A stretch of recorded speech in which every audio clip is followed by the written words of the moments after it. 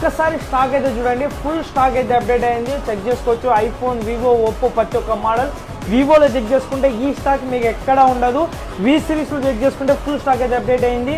V70, V70 Lite, V70 FE, అలాగే X సిరీస్లో చూసుకుంటే X200, అలాగే X70 Pro, X300, అలాగే ఈ మోడల్ వచ్చేసి వివో X200T ఎక్కడో దొరకదు మీకు, మన దగ్గర సీల్ కట్ అయితే అవైలబుల్ ఉంది.